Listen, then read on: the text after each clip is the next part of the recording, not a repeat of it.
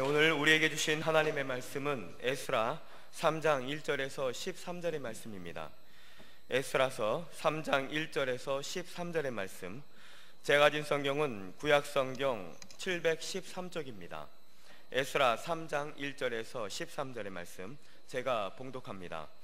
이스라엘 자손이 각자의 성읍에 살았더니 일곱째 달에 이르러 일제히 예루살렘에 모인지라.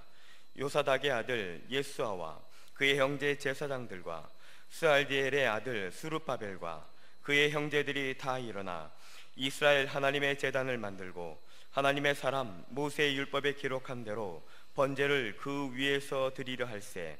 무리가 모든 나라 백성을 두려워하여 제단을 그 터에 세우고 그 위에 아침 저녁으로 여호와께 번제를 드리며 기록된 규례대로 초막자를 지켜 번제를 매일 정수대로 날마다 드리고 그 후에는 항상 드리는 번제와 초하루와 여호와의 모든 거룩한 절기의 번제와 사람이 여호와께 기쁘게 드리는 예물을 드리되 일곱째 달 초하루부터 비로소 여호와께 번제를 드렸으나 그때에 여호와의 성전 지대는 미쳐 놓지 못한지라. 이에 석수와 목수에게 돈을 주고 또 시돈 사람과 두로 사람에게 먹을 것과 마실 것과 기름을 주고 바사왕 고레스의 명령대로 백향목을 레바논에서 요빠 해변까지 운송하게 하였더라. 예루살렘에 있는 하나님의 성전에 이른 지 2년 둘째 달에 스알디엘의 아들 수르바벨과 요사닥의 아들 예수아와 다른 형제 제사장들과 레위 사람들과 무릇 사로잡혔다가 예루살렘에 돌아온 자들이 공사를 시작하고 20세 이상의 레위 사람들을 세워 여호와의 성전 공사를 감독하게 하며, 이에 예수아와 그의 아들들과 그의 형제들과 감미엘과 그의 아들들과 유다 자손과 헤나닷 자손과 그 형제 레위 사람들이 일제히 일어나 하나님의 성전 일꾼들을 감독하니라. 건축자가 여호와의 성전에 기초를 놓을 때에 제사장들은 예복을 입고 나팔을 들고 아삽 자손 레위 사람들은 제금을 들고 서서 이스라엘 왕 다윗의 규례대로 여호와를 찬송하되 찬양으로 화답하며 여호와께 감사하여 이르되 주는 지극히 선하심으로 그의 인자하심이 이스라엘에게 영원하시도다 하니, 모든 백성이 여호와의 성전 기초가 놓임을 보고 여호와를 찬송하며 큰 소리로 즐거이 부르며, 제사장들과 레위 사람들과 나이 많은 족장들은 첫 성전을 보았으므로 이제 이 성전의 기초가 놓임을 보고 대성통곡하였으나 여러 사람은 기쁨으로 크게 함성을 지르니 백성이 크게 외치는 소리가 멀리 들리므로 즐거이 부르는 소리와 통곡하는 소리를 백성들이 분간하지 못하였더라. 아멘. 담임 목사님 나오셔서 시작의 계기로 삼으라 라는 제목으로 하나님의 말씀 선포하시겠습니다. 할렐루야. 우리 옆에 분들과 함께 인사합시다.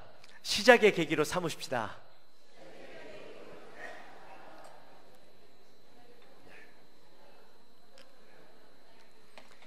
시작의 계기로 삼자라고 했는데 뭘 시작의 계기로 삼아야 될 것인가? 답은 모르겠죠. 말씀을 들으면 이제 뭘 시작의 계기로 삼아야 할지 알게 됩니다. 여러분, 작은 계기가요, 인생을 바꾸는 인물이 있었습니다. 하나님의 은혜로 있을 데 없는 자, 너무 잘 아시죠? 그리고 구주와 함께 나 죽었으니 구주와 함께 나 살았도다. 빈들의 마른 풀같이 시들은 나의 영혼, 그리고 주의 진리 위에 십자가 군기. 다 잘하신 찬양이죠.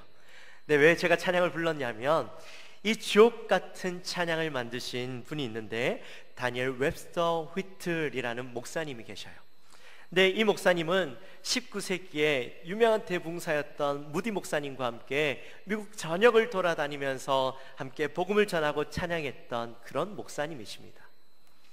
이 휘틀 목사님은 근데 처음부터 이런 찬양을 만드는, 찬양을 하는 그런 목사로서의 삶을 살았던 건 아니었어요.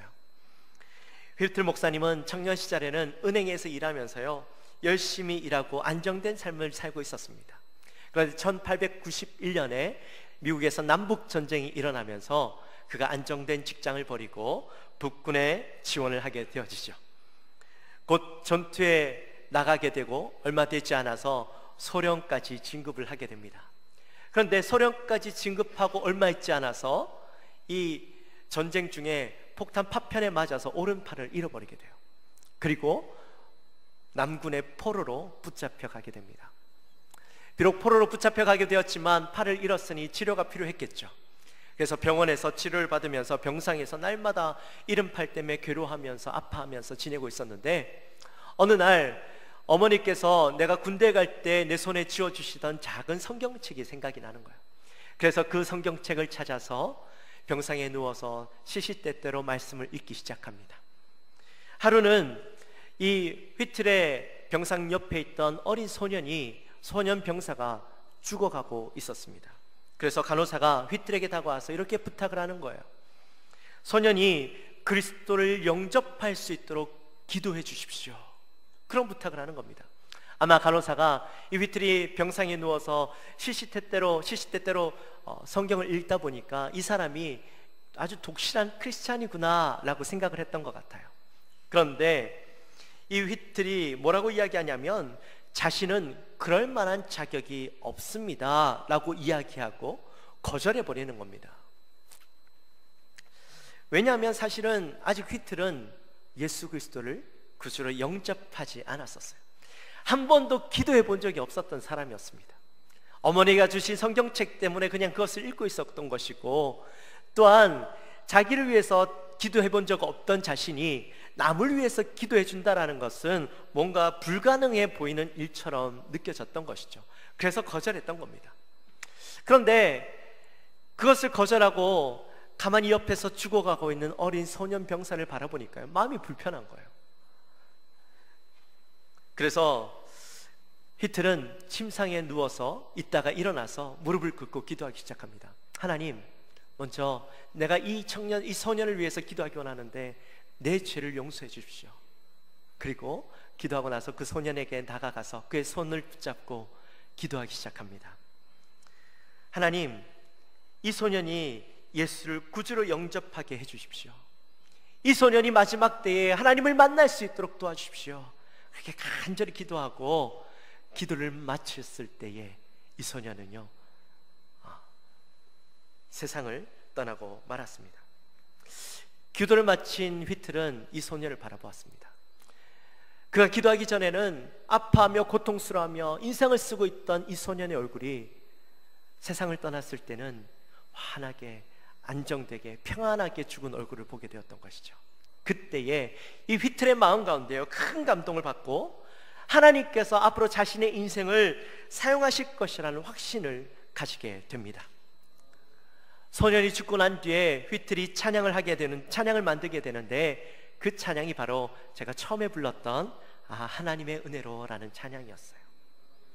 한쪽 발을 잊고 너무나도 큰 상실감 가운데 빠져 살아갔던 휘틀이 이번 사건을 계기로 그가 하나님을 영접하게 되어집니다. 그리고 군대를 제대한 후에 10년 동안 시계회사에 입사해서 일을 하게 되는데요, 성실한 그 성품 때문에 회사에서 인정받고 삶도 윤택한 삶을 살게 되었습니다. 그런데 그의 마음 가운데는요, 그가 영적으로는 이 갈급함 가운데 있었습니다. 자기가 해야 될 일이 이것이 아니라는 생각이 늘 들었지만 어떻게 해야 될지, 무엇을 원하시는 건지 알지 못한 채 그저 답답한 마음을 가지고 10년 동안 살고 있었어요. 어느 날 휘틀은 무디 목사님이 인도하시는 부흥 집회에 참석하게 됩니다. 그리고 그것에서 하나님의 은혜를 체험하게 됩니다. 또한 그곳에서 한 사람을 만나게 되는데, 제임스 맥그라한이라는 그 작곡자이자 당시에 유명했던 성악가, 오페라 가수를 만나게 되고 그와 함께 자신의 비전에 대해서 이야기를 나누던 중에 무디 목사님이 이 두 사람에게 요청을 하게 되어지는 거예요. 우리 함께 전도단에서 찬양 사역자로 섬겨주지 않겠냐라는 부탁을 듣고 이 두 명이 그 자리에서 헌신하고 하나님을 찬양하는 인생으로 그의 전생애를 드리게 되어집니다. 여러분, 너무나도 멋있는 이야기 아닌가요? 네. 절망인 줄 알았고 인생의 끝인 줄 알았던 인생이 작은 계기, 이 소년 때문에 그가 인생이 완전히 바뀌어지게 되고 그의 마음 가운데 갈급함은 있었지만 어떻게 살아가야 될지 모르는 그 인생 가운데 한 사람을 만나게 되므로 그의 인생이 평생토록 하나님을 찬양하는 인생으로 살아가는 이야기는 너무나도 감동적이고 우리에게 큰 은혜로 다가옵니다. 아마 우리 교회 성도님들 중에도요, 이런 멋진 이야기들이 있을 것 같아요. 여러분의 인생 가운데 어떤 작은 계기가 주님을 만나게 되어지고 여러분의 인생을 이전과는 전혀 다른 인생으로 살아가게 하셨던 그런 인생들이, 계기들이 있었을 거라고 생각이 듭니다. 오늘 본문은 유대인들이 70년 동안 바벨론의 포로 생활을 마치고 이제 고향 땅 예루살렘으로 돌아와서 예루살렘 성전을 짓게 되는 이야기입니다. 그런데 유대인들이요, 그냥 고향으로 이제 포로 생활을 마치고 고향으로 돌아와서 그저 성전을 짓고 있는 그런 단순한 이야기가 아니라 이들에게는 이 성전을 짓게 되어진 놀라운 계기들이 있었던 것을 말씀 속에서 보게 되어져요. 유대인들이 이전에 예루살렘 성전이 무너지기 전에, 유다 왕국이 무너지기 전에는 하나님과의 관계가 좋았다가 언약을 맺고 잘 신앙생활을 하다가 그들의 마음 가운데 교만한 마음, 하나님 앞에 범죄하기 시작하면서 하나님과의 관계가 무너지기 시작해요. 그리고 하나님께서 그런 회복할 수 없을 만큼 무너진 유대 민족을 바라보면서 바벨론에 의해서 유대 민족을 멸망하게 하시고 그들을 바벨론의 포로로 끌려가게 하셔요. 그리고 하나님의 임재의 상징이었던 예루살렘 성전마저도 무너지게 하십니다. 그 예루살렘 성전의 무너짐은 바로 하나님과의 무너진 관계를 여실히 보여주는 그런 장면인 것이죠. 그런데 그렇게 하나님을 배반하고 하나님 앞에서 범죄하며 살아가던 그 유대인들을 하나님께서 영원히 그 관계를 단절하시고 끊어버리신 것이 아니었어요. 하나님께서는 그 유대를 포기하지 않으시고 바벨론에서 70년 동안 포로 생활 끝에 오늘 말씀 속에 보면 바사왕 고레스를 통해서 그들을 회복하게 하시는 거죠. 여러분, 우리 함께 말씀을 찾아볼까요?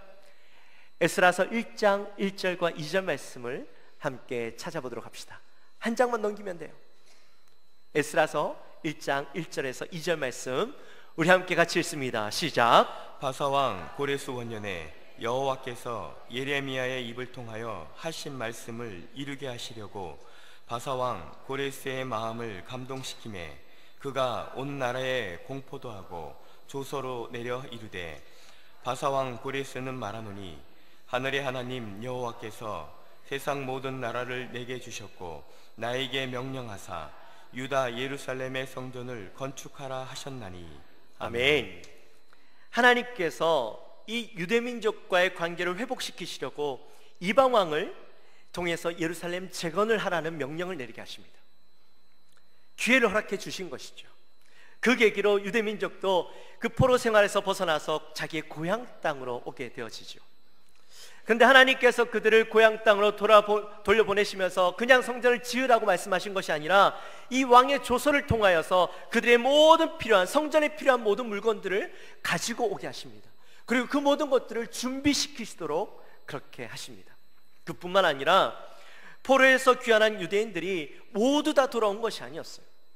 왕의 명령은 있었지만 그들이 그 삶 속에서 윤택한 삶을 살고 있는, 비록 이방 땅에서 살고 있었지만 그들의 마음 가운데 하나님의 그 성전을 사모하고 회복되기를 간절히 사모하는 마음, 그 마음을 가지고 70년 동안 살았던 사람들 5만 명이 고향 땅으로 돌아왔던 거예요.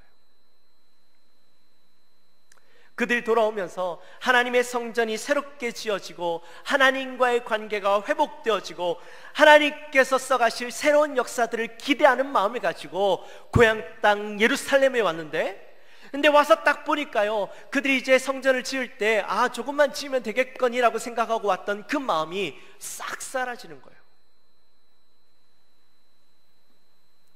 그들의 생각보다 너무나도 황폐해져 있던 예루살렘 성전의 모습을 보게 되어지고 터밖에 남지 않은 예루살렘 성전을 보게 되었던 거예요. 그래서 그들 마음 가운데 성전을 지으려는 마음보다 그저 자신의 고향 땅으로 돌아가는 마음들이 생겨버린 거예요. 우리 말씀 한 절 볼까요?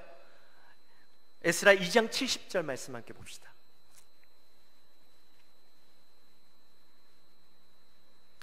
에스라 2장 70절, 오늘 본문 바로 앞에 있는 말씀이죠. 함께 했습니다. 시작. 이에 제사장들과 레위 사람들과 백성몇과 노래하는 자들과 문지기들과 느디님 사람들이 각자의 성읍에 살았고 이스라엘 무리도 각자의 성읍에 살았더라. 아멘. 성전을 짓기 위해 왔던 그 사람들이요, 각자가 다 자기의 성읍으로, 자기의 고향 땅으로 다 돌아가 버린 겁니다. 성전을 지으려고 봤더니 성전을 지을 생각을 가지고 왔던 그 사람들의 마음 가운데, 아, 이것은 내가 할 수 없는 거구나, 내가 이 일을 하기에는 너무나도 버겁구나 라는 생각이 들고, 도대체 무엇부터 시작해야 될지, 어떻게 시작해야 될지에 대한 막연함들이 그들 안에 다가왔던 거예요. 그래서 그들의 고향 땅으로 돌아가서 1년이라는 시간을 보내게 됩니다. 여러분, 근데요, 그 마음을, 성전에 대한 마음을 가지고 왔던 그들이 고향 땅에 돌아가서 보냈을 1년의 시간들이 어땠을까요? 성전을 짓지 않았으니 이제 자기의 삶들을 살아가겠죠. 그곳에서 이제 새롭게 자기의 집들을 짓고, 또한 내가 이곳에서 살려면 땅을 개간하고 이제 텃밭을 가꿔야 될 것이고 땅을 경작해야 할 것인데, 그런 보기에는 평범한 삶들을 살고 있었지만 그들의 마음 가운데는요, 결코 편하지 않는 마음이 있었습니다. 자기들이 이곳에 왜 왔는지, 무엇을 해야 되는지 분명히 알고 있었어요. 그 알고 있으면서도 불구하고 그 일들을 행하지 못하니 그 마음이 편할 수가 없는 것이죠. 사랑하는 성도 여러분, 우리도 그래요. 저와 여러분도 그래요. 우리가 해야 되는 것을 알고 있습니다. 우리 무엇을 해야 될까요? 우리는 기도도 해야 되고, 말씀도 읽어야 되고, 큐티도 해야 되고. 여러분, 큐티 잘하고 계십니까? 요즘 제가 큐티 얘기를 잘 안 하니까 아, 이제 큐티 안 해도 되는구나 라고 생각하시는 분 없으시죠? 큐티 하셔야 돼요. 큐티도 해야 되는 거예요. 또 예배도 드려야 합니다. 예배가 일주일에 한 번만 있는 줄 알고 계시는 분 없으시죠? 오전 예배만 예배고 다른 예배는 그냥 옵션이다라고 생각하시는 분 없게 되시기를 주님의 이름으로 축원합니다. 예배는요, 수요예배도 있고 금요예배도 있고요, 새벽 예배도 있습니다. 오후 예배도 있어요. 여러분, 이 예배를 우리가 감당해야 되는 줄 알고 있습니다. 우리가 복음을 전해야 되는지도 알고 있어요. 그럼에도 불구하고 우리는 그러한 예배를 드리지 못하고 그러한 삶들을 살아가지 못하고 있는 거예요. 알면서도 행하지 못하는 삶들을 살아가고 있어요. 여러 가지 핑계가 있죠. 하지 못할 상황들이 우리에게 주어집니다. 직장 때문에, 내가 육신이 피곤해서, 가족 때문에 약속들이 생겨서 내 육체가 연약하여서 일어나지 못하는 상황, 갈 수 없는 상황들 나에게 있어서 내가 하지 못한다라고 정당화하지만, 그러나 우리의 마음속에는요, 불편함이 있어요. 내가 하지 못하는 불편함들을 가지고 살아가고 있다라니까요. 우리의 마음 가운데 교회를 섬겨야 된다는 것은 알고 있어요. 내가 집사라는 직분을 받았기에 찬양대도 해야 되고, 안내도 서야 되고, 주차 봉사도 해야 되고, 오늘 주차 봉사 많이 하셔야 됩니다. 또 주방 봉사도 해야 됩니다. 또 방송실에서도 봉사해야 되고, 교사라서도 섬겨야 되는 건 알아요. 내가 헌금해야 되는 것도 알아요. 11조 해야 되는 것도 알아요. 감사 헌금해야 되는 것도 알아요. 신 목사님이 계속 선교해야 됩니다라고 이야기하니까 마음에 헌금을 해야 된다는 부담감을 가지고 있어요. 그런데 알면서 하지 못하는 내 마음 가운데 불편함이 있다니까요. 어떤 분들은 하고는 싶은데 누가 찔러주기만을 기다리고 있는 분들도 계셔요. 누가 불러주기만을, 권면해주기만을 기다리고 있는 분들이 계셔요. 여러분, 이러한 우리의 모습들이 마치 포로에서 돌아온 유대인들의 모습과 별반 다르지 않다라는 것입니다.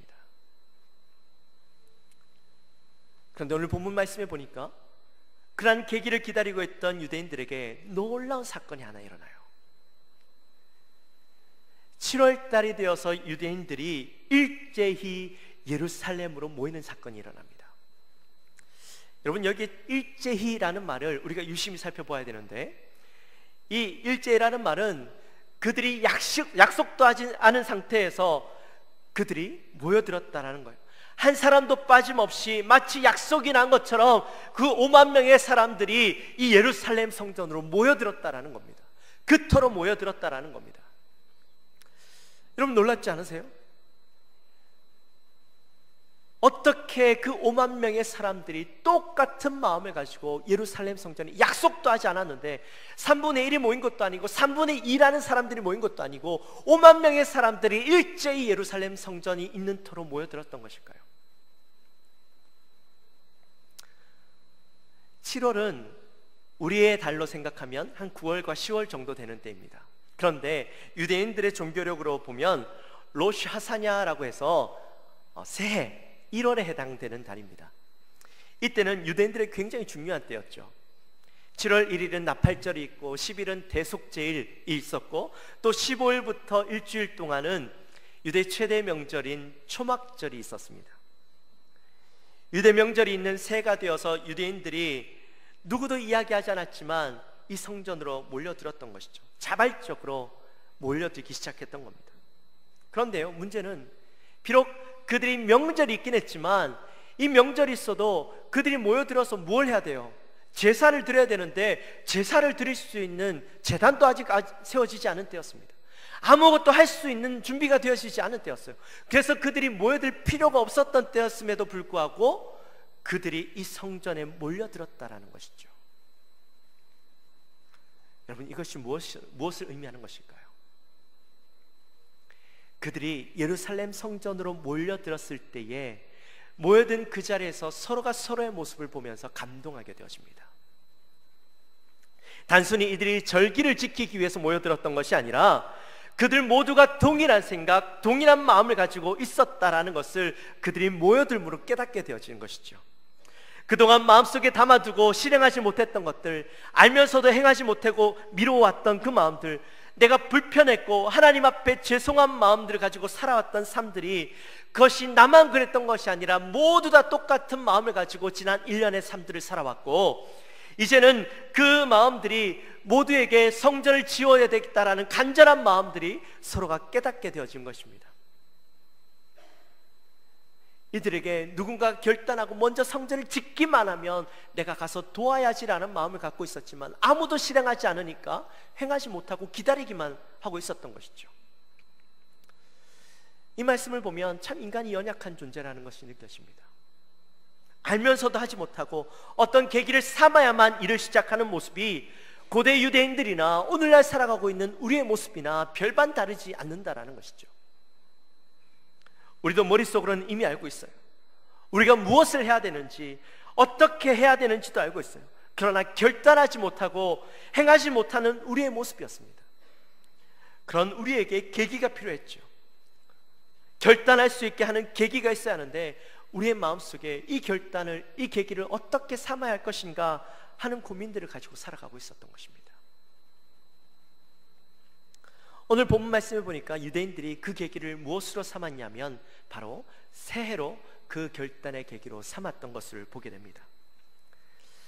제가 이 말씀을 묵상하면서요, 하나님께서 왜 우리에게 새해를 주시는 것일까? 왜 1년이 12달이 되어지고 새해가 매년 돌아와야 하는 것인가 하는 것을 다시 한번 깨닫게 되었어요. 우리의 연약함 가운데 새롭게 결단하고 나아갈 수 있는 계기를 하나님께서 주시기 원하셨던 거예요.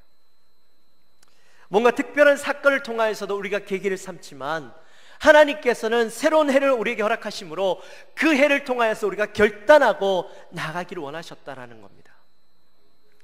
사랑하는 성도 여러분, 여러분은 이 한 해를 시작하면서 어떤 결단이 있으셨습니까? 여전히 해야 할 것들을 알면서도 마음의 불편함들을 가지고 있으면서도 하나님이 원하시는 것인 줄 알면서도 불구하고 우리의 마음에 불편한 마음을 가지고 여전히 그 삶들을 살아가고 계시진 않으십니까? 어떤 결단도 하지 않은 채 작년과 똑같은 동일한 모습을 가지고 올해를 살아가고 있진 않으십니까? 2020년 새해가, 특별히 2020년을 시작하는 1월달이 여러분들 마음 가운데 결단하지 못하고 있던 것들을 결단하게 되어지는, 하나님 앞에 결단하게 되어지는 계기가 되어지시기를 주님의 이름으로 축원합니다. 특별히 우리 영광교회가 올해 새로운 주제를 가지고 나아갑니다. 믿음의 기초를 든든히 세우는 교회라는 주제를 가지고 나아가요. 교회만 믿음의 기초를 세워야 되나요? 교회가 누굽니까? 바로 우리 자신이죠. 우리가 믿음의 기초를 세우기 위해서 새로운 마음을 가지고 나아갈 때입니다.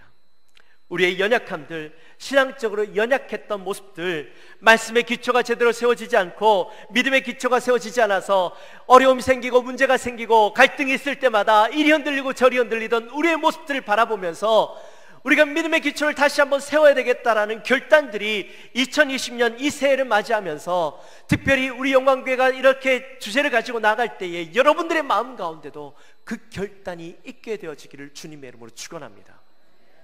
여러분, 2절 말씀에 보면요, 이런 표현이 나와요. 그의 형제들이 다 일어나 라는 표현이 나와요. 이것은 그냥 형제들이 같이 앉아있다가 동시에 일어났다라는 표현이 아닙니다. 이것은요, 많은 사람들이 앞에 일어났다라는 이 본문 앞에 보면 많은 사람들이 나와요. 그 많은 사람들이 마치 한 사람처럼 어떤 특별한 일을 시작하기 위해서 그들이 결단하고 실행하기 위해서 일어나는 모습들을 이야기하고 있는 거예요.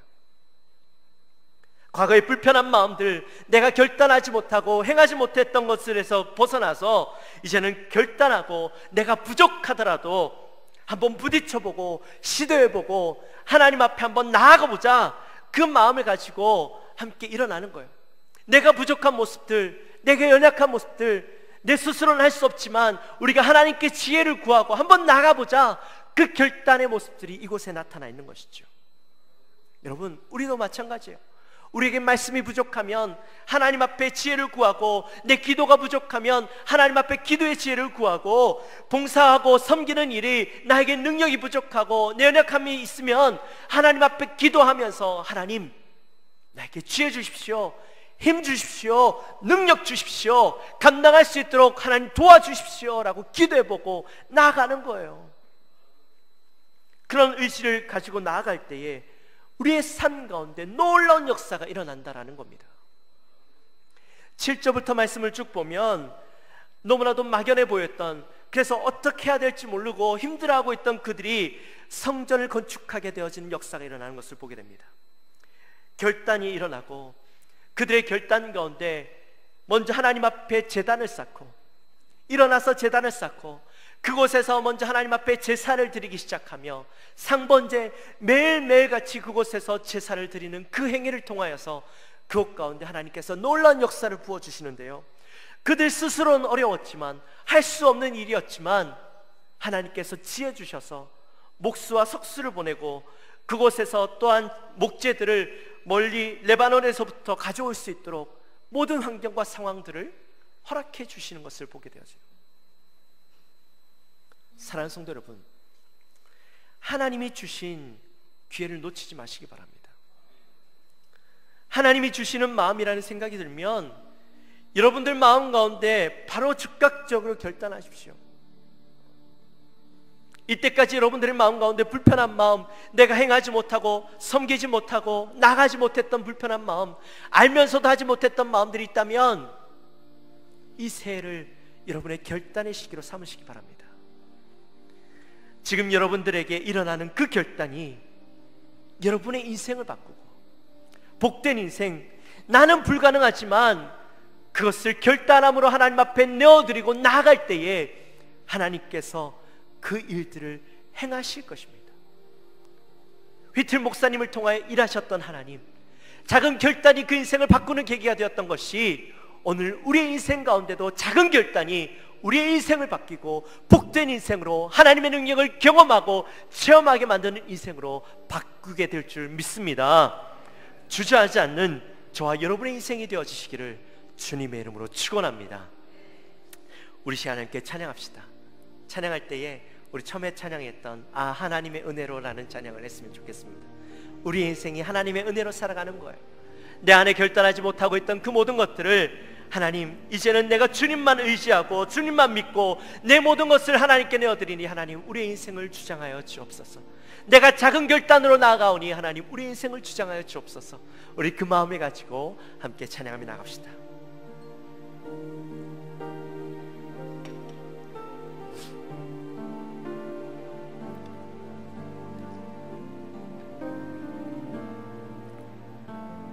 하나님의 은혜로, 하나님의 은혜 있을 데 없는 자. 왜 구속하여 주는지, 왜 구속하여 주는지 난 알 수 없도. 다시 한번 하나님의 은혜로,